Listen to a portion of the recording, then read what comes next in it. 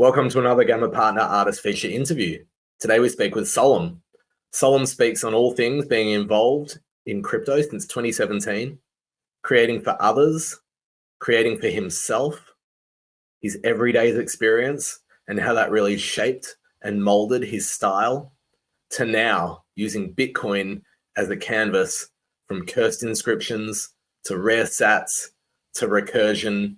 I think you're going to enjoy this conversation. All right, very excited to have stranger Solemn. We're going to call him Solemn on this podcast for another Gamma Partner Artist Feature podcast. We're going to learn all about him, what makes him tick, how he got interested creatively, and where he started. So Solemn, thanks for being here. Tell your story. Hi, thanks for having me. Hi everyone, I'm Solemn.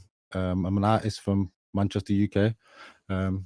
Currently building full-time in crypto. And this is my story. So before crypto, I was involved in the music scene, deeply involved in the music scene as a producer, as a performer, DJ. I even done the videography, graphic design, promotions. At one point, I was part of a two-person duo.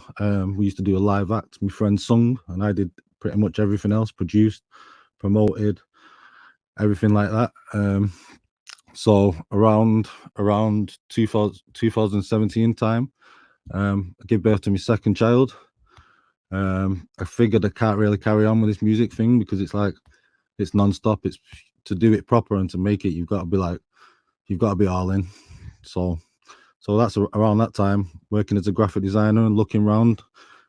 I happened on crypto. I actually got into Ethereum, and I found Ethereum when it was still $20.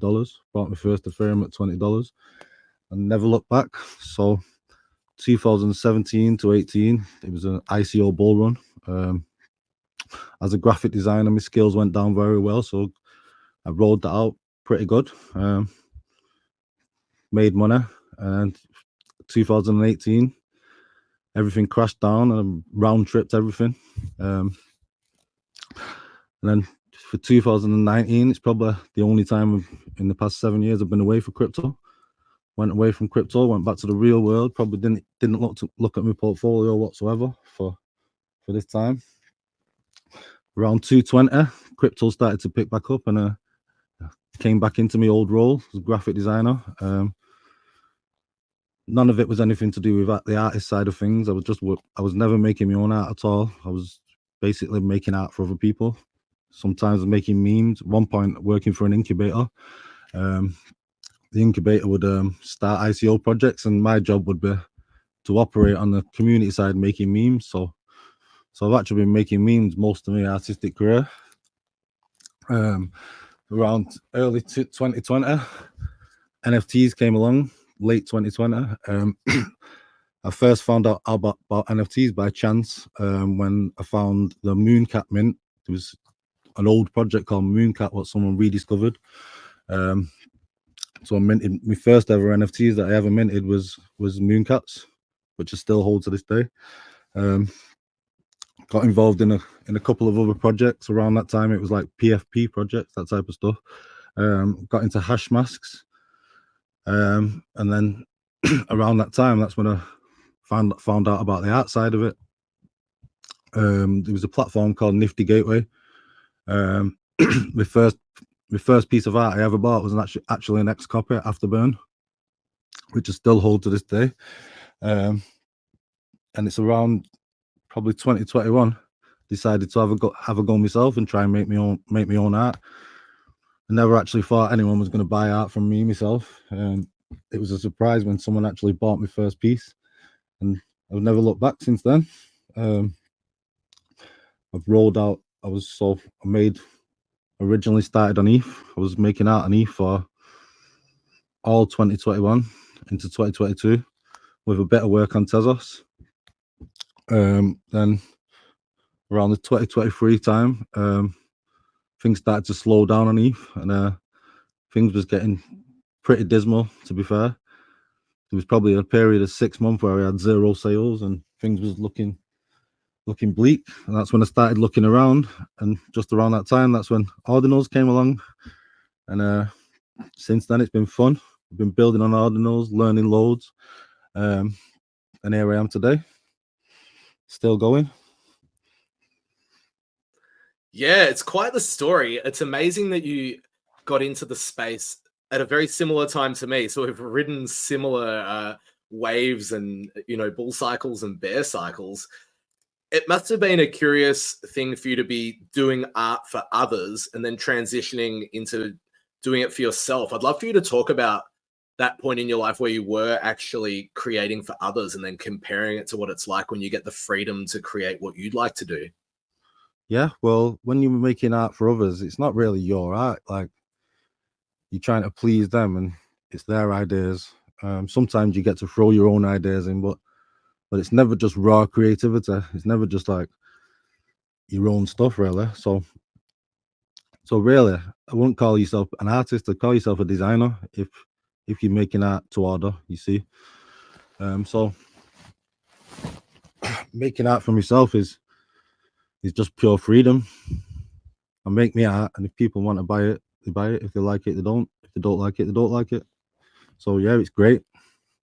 You say if they like it, they like it. And if they don't, they don't. What's it like putting art into the world?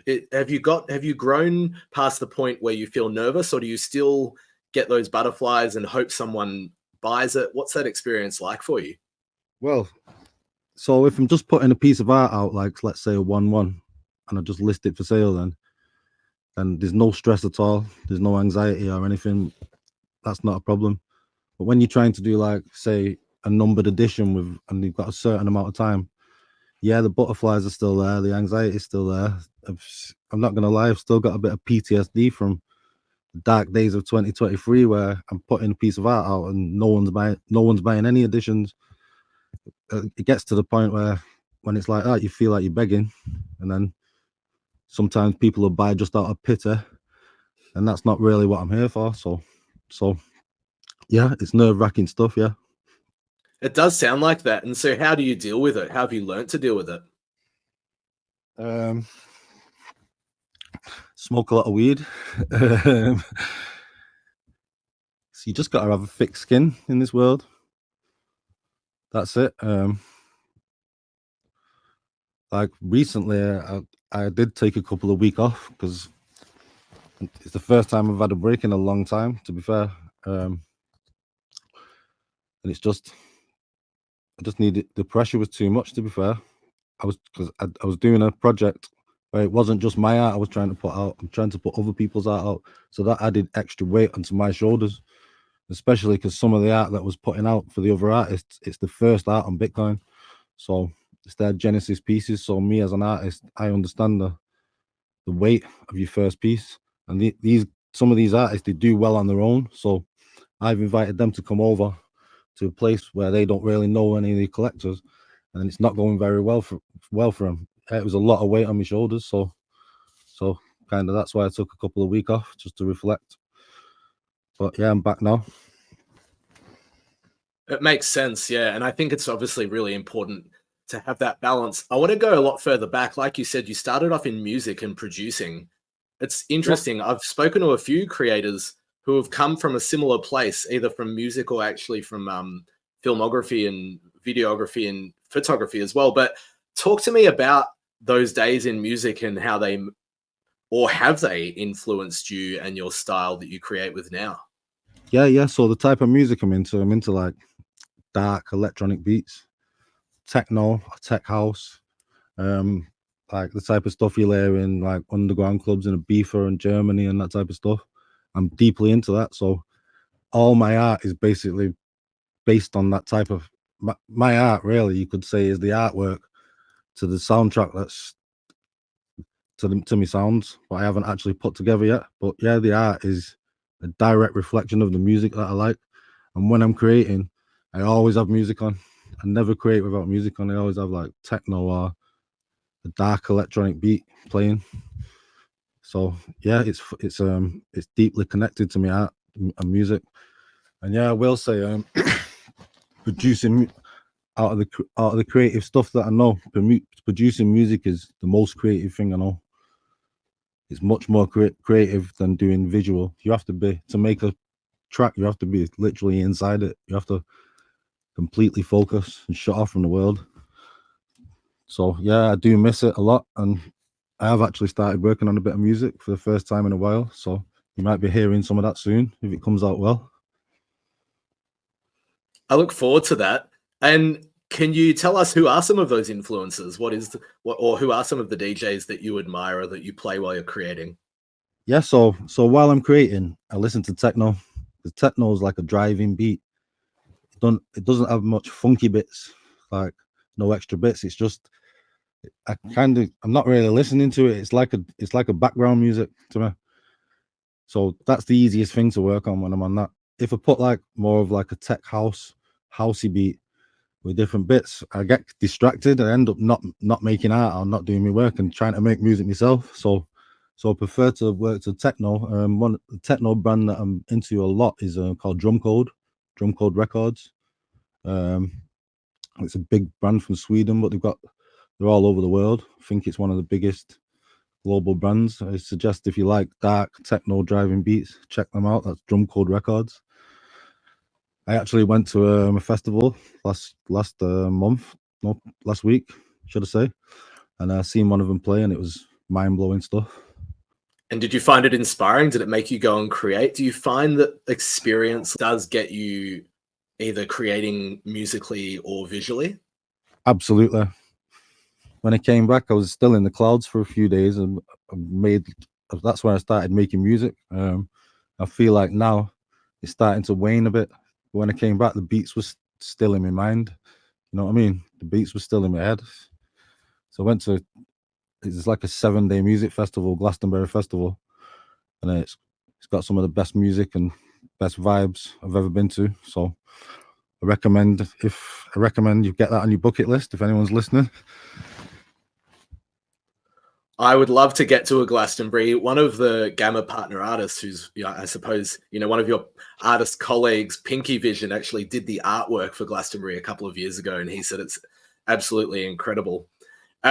Yeah. Well, let's take a look at some of your earliest art. Before we started, you mentioned that you did some everydays. So before we pull them up, it's not on Gamma, it's on another site. So we're going to look at where you started, and then we'll jump across to some of the stuff you've released on Bitcoin. But I think it will give us a great picture of you and your style and, where it began. But before we look at it, can you talk to me about the concept of everydays? People are aware of what it means and, know that Beeple does it. But what was it like for you?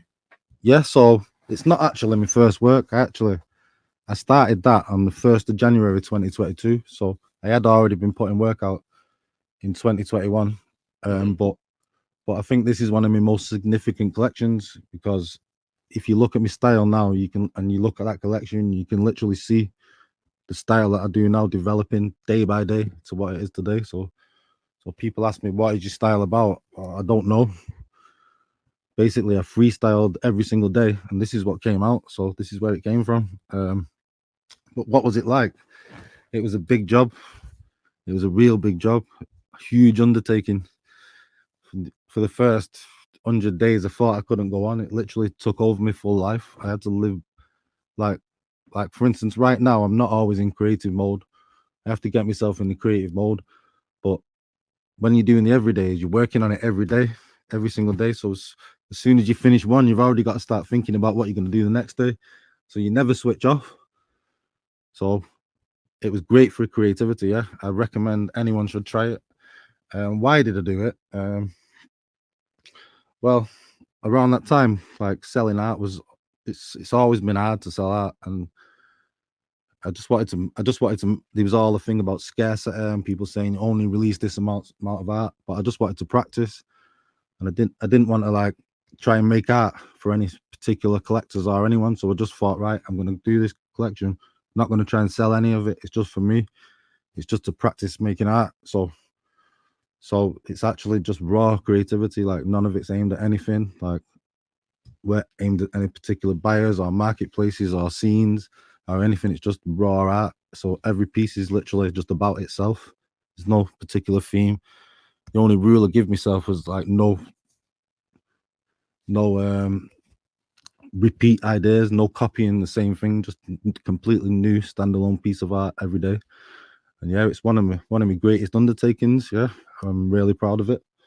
I've not really spoke about it much. This is probably the first time I've actually spoke about it. So thank you for asking me about it. No, absolutely. Well, on that note, let's pull it up, and I guess let's see if it makes you feel a little bit nostalgic. And I'd love for you to talk about it as we look at it. I hope that this is a bit of a walk down memory lane for you. But on that note, you did say about just creating for yourself, which I think is really important. And you said, not aiming it at collectors and not trying to sell it out and not setting it up for platforms. Do you think that was quite a cathartic experience for you? What's cathartic, that word? Kind of like therapeutic, kind of like just for yourself, made you feel good, or just absolutely. Absolutely, yeah. It was raw therapy. It's remembering back, it was some of the best days of my life that year. But I literally gave up a full year of my life. Like as mentioned earlier, I've actually got 3 children, so between my children and doing that, I had no time for anything else. There was many days I slept in the studio to get things complete. I went on holidays and had to take my iPad. Even went to a festival and had to take my iPad. So if you went and looked at the timing and the dates, you'd probably see that the pieces of art from them days are like not as good as the others. You know what I mean? But yeah, it's all part of the story.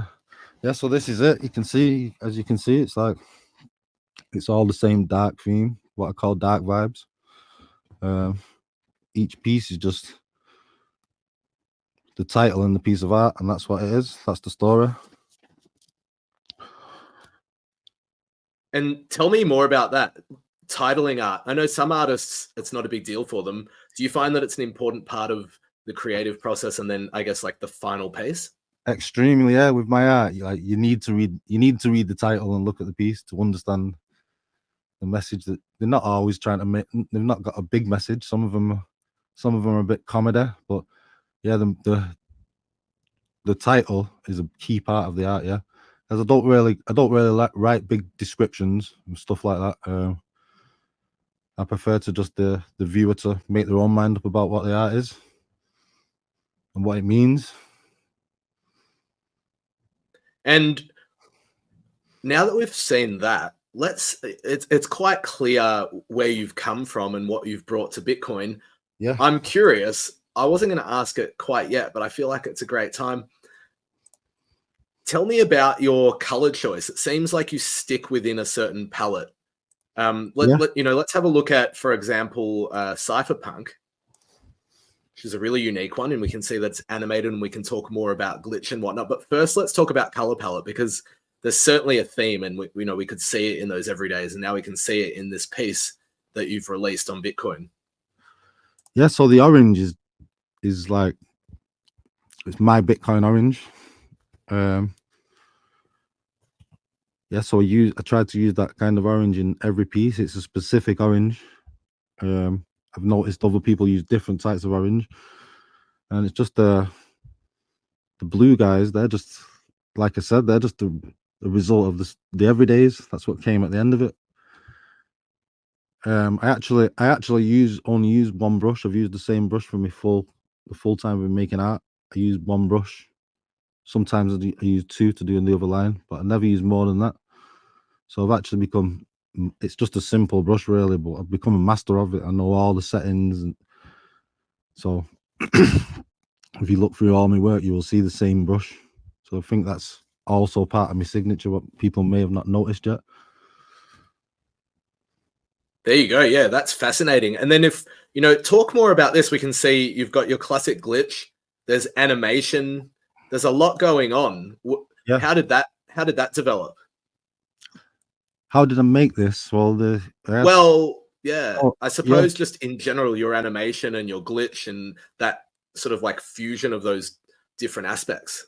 So this is actually a GIF. This is not going into using generative art yet. That's actually about 300 KB, this piece. So when I inscribed this, it was like around 2 sats VB. So around that time, I could actually make this type of stuff. Probably got about 3 or 4 things like this. What are actual real GIFs? GIFs, as you might know, that GIFs are few and far between on Ordinals. But the colors and the flashes, I usually use more flashes and more glitches, but the colors and flashes is the result of me trying to keep the file sizes low, you see. So that's about the most I could do in the restraints that we had, because making glitch art is traditionally really big sizes. Like my pieces on ETH are like 20 MB, that kind of thing. It's like every new flash you add would probably add another 500 KB to 1 MB. So this is basically the first iterations of working out what I can actually do on Bitcoin.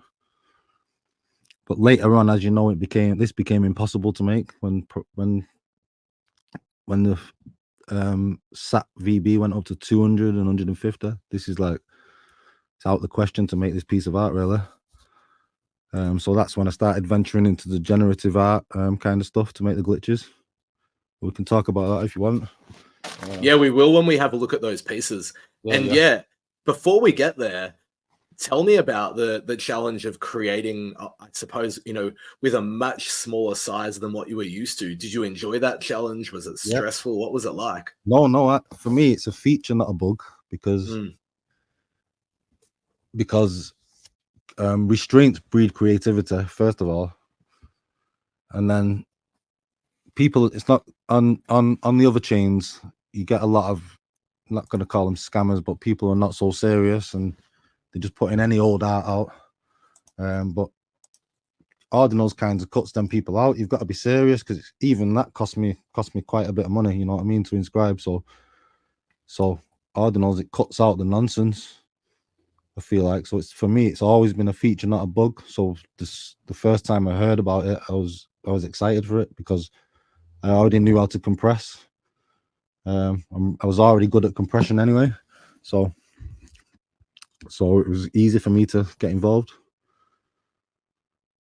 And were a lot of those skills from your career creating for yourself, or did they come from beforehand? I suppose, even from your music days. It came from like just making so much art. I've made so much art. Like I must have made over 600 1-1 pieces. So kind of like I know the ins and outs of the how to compress, and which I kind of can tell which, I can even tell like which program people are using to make art. You see, that did me well in my collective days when I was collecting on Tezos and things like that, because I can see who's good, or in my opinion, who's skilled. So I got into a lot of artists really early as soon as I saw them, and then I hope I helped them progress.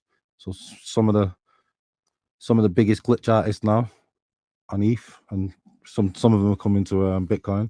I got into them like really early, because as soon as I saw them, I knew like this guy's got skills.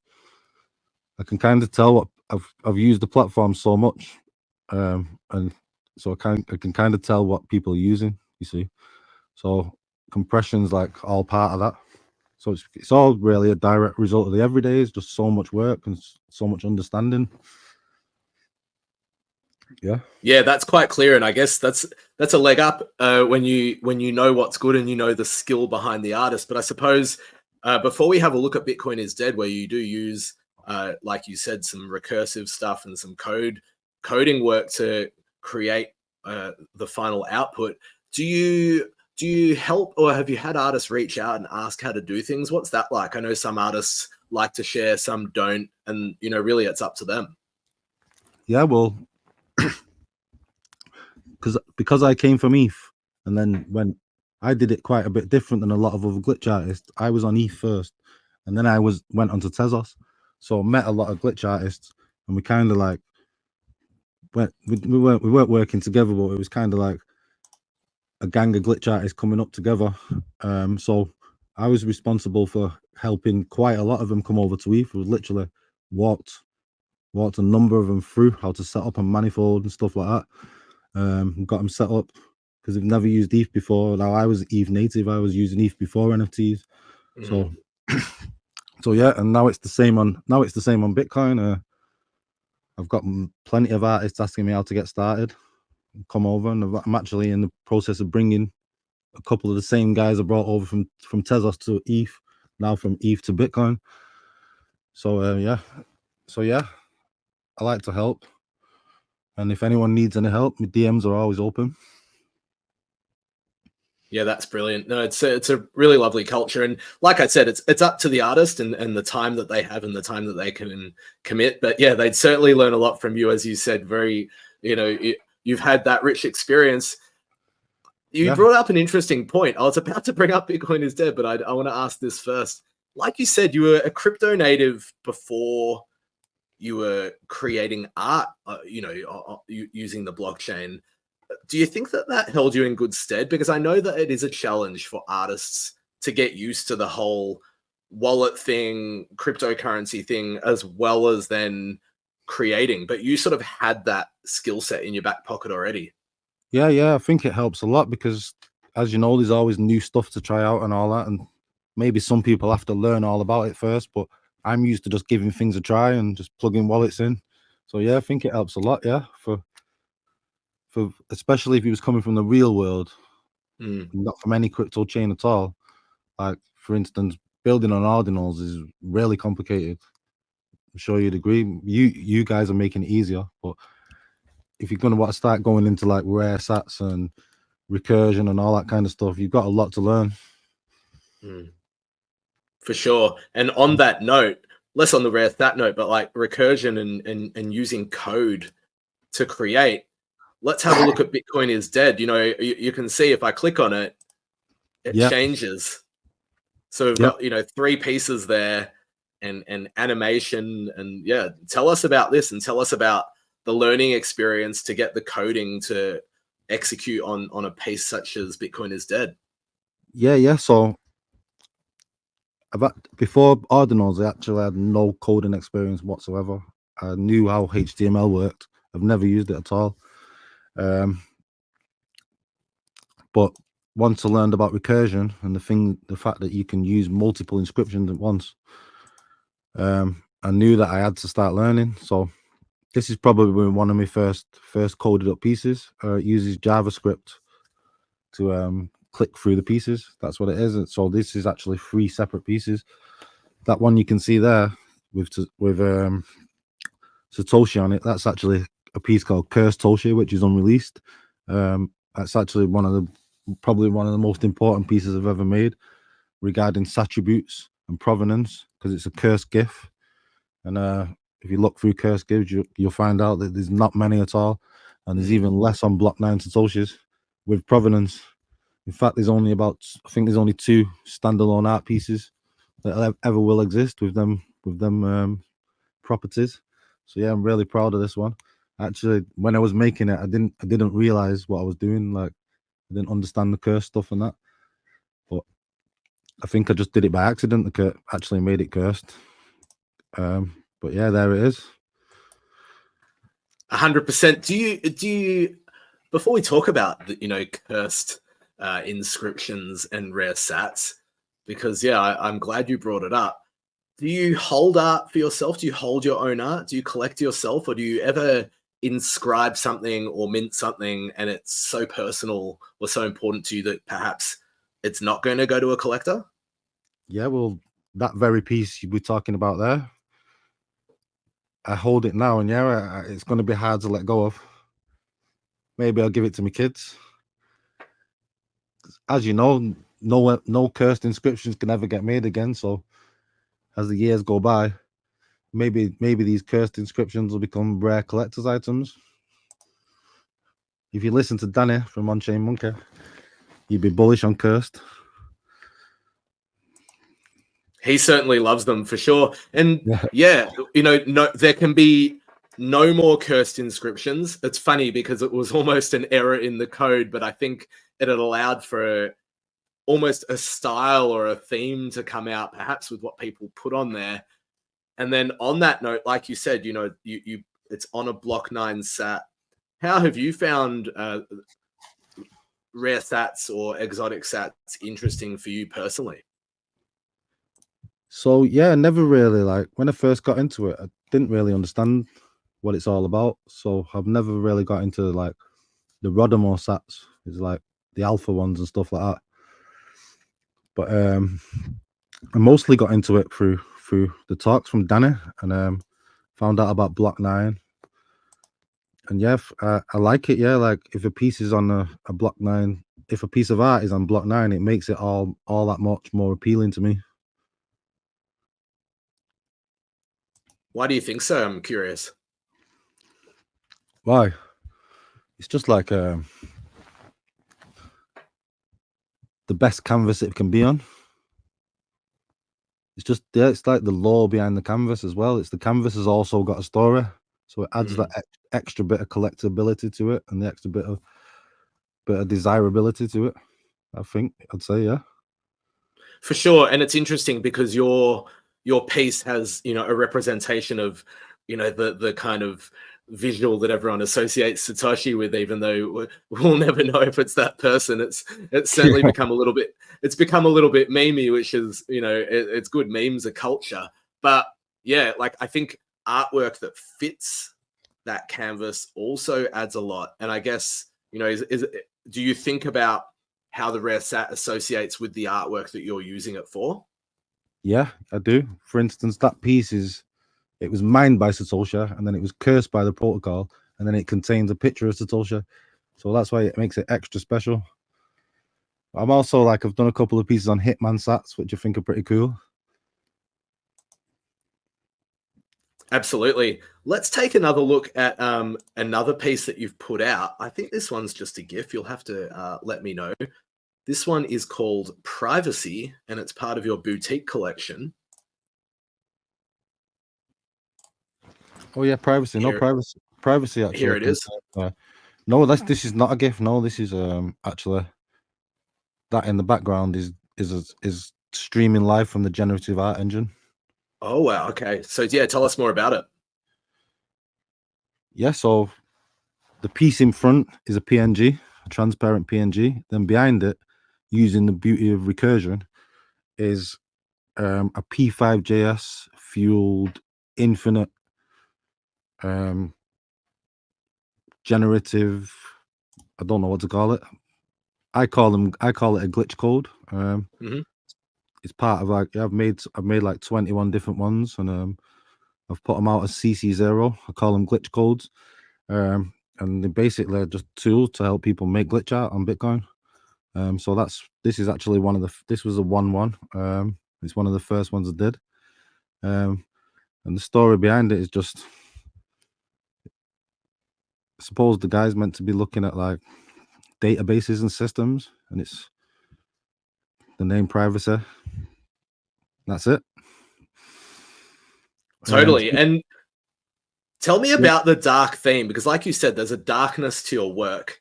Has that come from somewhere specific? You reference dark driving beats with techno. Yeah, I don't know where it comes from, to be fair. But I'm not in. There's different types of like dark art. There's like horror stuff. Now I don't think mine's horror at all. It's more like dark dystopian, kind of like the music. Like why I like it, I don't know. Maybe we've all got a bit of a dark side in us. Absolutely. It's funny. I listen to, you and I must have similar tastes. We'll have to talk off air. But I listen to some dark driving techno. I'm actually a cyclist, and I was listening to R Rose. I don't know if you know R Rose. It's pretty dark driving techno, and it does, your artwork certainly, I think, would fit some of those gigs. I've tweeted before that I really think that some art that is inscribed and can be sold should really be, presented at gigs and would almost add more to the story. But I digress a little bit. Let's have a look at the gift, and let's talk about, when we have a look at the gift, let's talk about glitch. Yeah, so this piece was actually inscribed and was meant to be getting sold to one of my collectors as a 1-1. Then I was messing about with Unisat, and I actually accidentally sent this to Coinbase. This is actually on Coinbase. So when I checked, I could see that it was in my Coinbase wallet with another couple of pieces. I thought I'd never get it back at all. Then I actually met the sat hunter Billy Rester when I went for a meal with Gamma in Amsterdam inscribing. So I already knew Billy Rester, and he already knew my art. Just out the blue, he's only found it on on Coinbase when he was doing his sat hunting, looking for rare sats. He's found it, and even he himself said it's a 1 in a million chance that he actually knew it was me. So yeah, I got it back, and that's it, the gift. That is incredible. Yeah, it's a what I actually lost three pieces at once, and just that one came back. And it's a cursed 1-1, and it contains 3 separate inscriptions, re-inscriptions on it as well. So it's a bit of a special one. But containing inside it is 3 generative art backgrounds that you can click through. We'll go back to it. My internet was just slowing down, but I'm going to pull it up now. Wow, that is an amazing story. I did not know that. So yeah, we'll click through it. You can click through it, yeah, and 3 of the 3. No, maybe it contains 5 actually. I don't know. No, that's no, 3. no, but that 4. Yeah, so it contains and 5. 5, yeah, but 3 of them are cursed inscriptions, because 3 of them inscriptions was actually cursed. So that adds a bit more lore to it. And what's the story behind it is it's about ordinals and the gift what Casey give to us, which is the ordinals, which is a magnificent protocol. Like I know all the hypes on runes now, but I think the key innovation is ordinals and recursion and the things that we can do, and I don't even think we've scratched the surface yet, really, with it. Yeah, I couldn't agree more. I think that it will always come back to art, and that's why we champion art at Gamma, but just also that's my personal thesis as well when the whole thing began. And that's really fascinating that you say it. Have you found, and I don't like to do this, and different art belongs on different chains, but have you found for you personally it's made the most sense on Bitcoin, or you've been the most inspired? Yeah, definitely. Because before Bitcoin, I didn't really understand about on-chain and provenance. I knew a little bit about on-chain, but I didn't know the full story about IPFS links. Now people say IPFS links are secure, and yeah, the art will always stay on IPFS, but then someone has to pay to pin it. I didn't understand this. It's only when I came back to ETH and I made a bit of dynamic art. I made a piece of dynamic art, and I used IPFS, and I used a pinning service, and I was meant to be selling it as 100 editions. Now, before I even sold it, I put a preview of it out, and just by people clicking it, it used up my bandwidth. So within 2 days, I'm getting emails saying you have to pay this fee, and it was going to be like what, £20 a month. But that was, if I would have sold them, that would have been multiple people clicking the piece, and then my bandwidth might have got up, and I would have had to pay that forever. Like as soon as I stopped paying that bill, people would have been getting a 404R thing in the wallet. So then that got me thinking, like, who's paying for all my other art, like my early OpenSea edition collections? Is someone paying for that, and will they be paying for it forever? Like, it's okay for the next 5 years, but what about 20, 30 years? Are they still going to be there? Who knows? And people say Arweave. So I looked into Arweave, and yeah, it works, but it's a business. So it requires some kind of maintenance somewhere along the line. So let's talk 15 years to the head. Will it still be there? I hope so. But we know for a fact Bitcoin's going to be there, don't we? So Bitcoin's absolute no-brainer for artists. If you know, you know. And once you know, there's no going back. I think that's really well put. And I think when I chat with artists and like you've been doing, and obviously part of my job, help on board them and introduce them to Bitcoin, at its core, the fact that they're preserving their work just speaks to them. And then once they understand, they're willing to take on the constraints of file size and whatnot, and even the cost of putting it on. Although we are back today down to 5 sats per VByte. So a great time to be inscribing. Is that something that you bring up with creators? When you chat to them, you go, look, like, this is the way to preserve your work. There is no better database, on earth to essentially lock it in.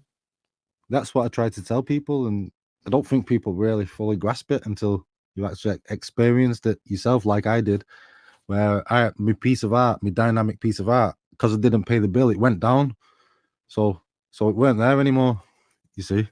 So I've actually experienced the pinning thing, and I understand IPFS now, and it's not a solution where you can just leave it. It's definitely not. So I don't think people understand. So I'm hoping to help educate people. Well, I'm not dismissing ETH at all. Like, I think like the other chains and NFTs for things like PFPs and things like tickets and things like that, they still make sense totally. But for storing art, obviously you want it to be immutable, and you can just leave it. You don't want to have to think about it. You don't want a collector coming to you in 10 years time saying, where's this piece of art gone? So when I actually do store art on Bitcoin, like you asked before, do I keep my own art? Yeah, I've got a lot of art what I've not released, and I don't need to, because I know it's there for the future. I don't need to worry about it whatsoever. Completely agree. The permanence is really elegant in its design, and I know that Casey has said, at its core, that's what, why he wanted to design the protocol. Where do you find the time to do it when you're a parent of 3? And then on that note, what do your kids think about your art? Where do I find the time? It's a constant struggle for time. Like, I don't really make this public, but I'm constantly struggling for time. I've never got enough time. I can never get to the end of my to-do list. All 3 of my kids are go-getters, so after school they've all got activities. They've got activities what pretty much in the evening I'm taking up every single day right at the moment, and into the weekends. But yeah, my kids love me art. Yeah, they're all creative. They're all artists themselves. My 2 youngest, they've already both put a few pieces of art out on a thing called 01. It's like, I don't know what chain it's on, but you put a piece of art out and you get tokens to buy other art. So they're not doing it for the money, and then they're buying their own art. They're buying like AI stuff and all that. So, and then my eldest, she's actually done a collection on ETH in 2021 when she was like 11 years old, and she got Gary V bought a piece and give her a retweet, so she's literally sold out half the collection. And she's still kept all her funds. So yeah, they're all into art. They all love it, and they know Daddy's an artist. And yeah, they're all creators themselves. Absolutely. And do you show them what you're making? Are they, people that you lean on for some feedback? Kids are brutally honest. Yeah, like sometimes, yeah, I show it to them, yeah, but I get my feedback mostly I get from my dad. Because he's actually, he says he comes from the traditional art world. He knows about traditional art, so he's taught me a lot. He does know a lot, and he does know a lot about it, to be fair. So yeah, that's my main feedback. That's probably really my only feedback. Comes from my father. He's actually an artist himself, but we'll leave that one. Okay.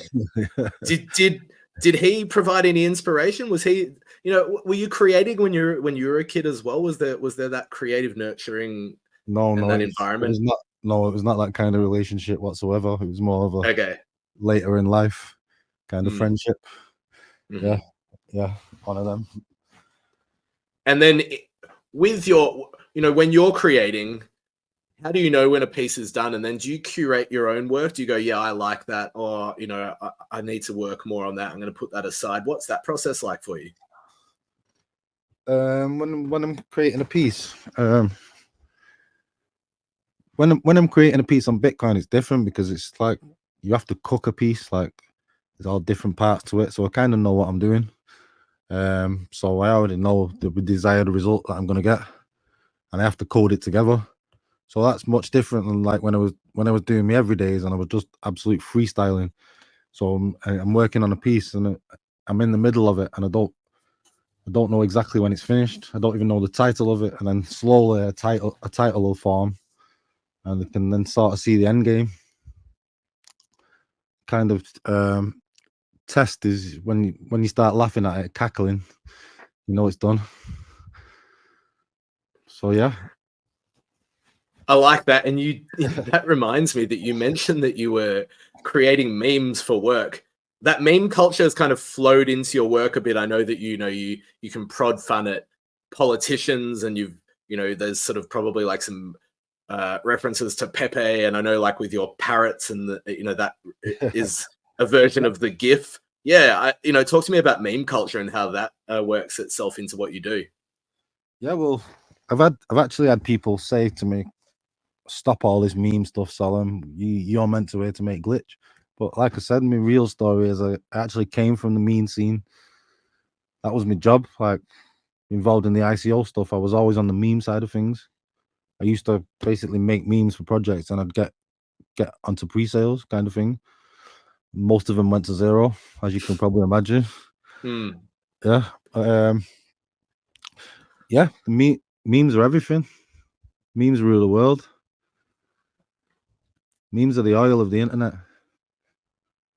So yeah, the parrots is the first actually thing I brought to Bitcoin is the first thing I brought to Tezos, which is my parrots.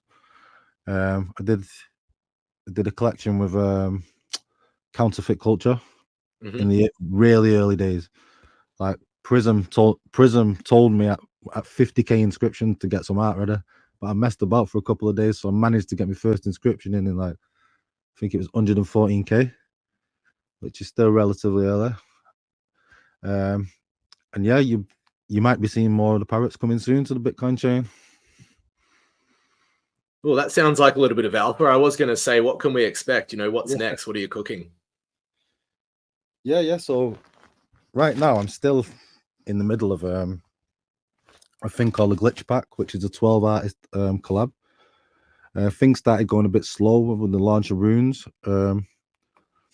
We weren't getting satisfactory results, and as I said before, I brought some of my good friends over from other chains. So this is no disrespect to anyone who supported the art up to now, but the sales was getting really slow, so we shut it down for a couple of weeks, hoping the art market had turned back up. It hasn't done, so we're currently in talks about we've start launching the second part of it. We're halfway through now, and we're going to launch the second part of it very soon.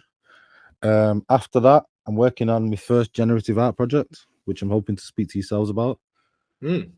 Yeah, that's just still in the early cooking stages. And then also, like I said, the parrots. So my first collection was Ordinal Party Season 1. So you can expect Season 2, which is already deep cooking as we speak and half inscribed. So I expect to hear more about that as soon as we get to the end of the glitch pack set. Apart from that, like I said before, I've built a thing called the glitch codes, which is like it's 21 piece, 21 glitches that can be reused by other artists and in recursive pieces. So what I'm trying to build is like a builder. Hopefully I can get it on chain, an on-chain builder, so people can, because people want to use the codes, the glitch codes, but they don't know how. And that's so instead of I either have to walk them through, which is a long process, or bring them in on my glitch project, which I've done.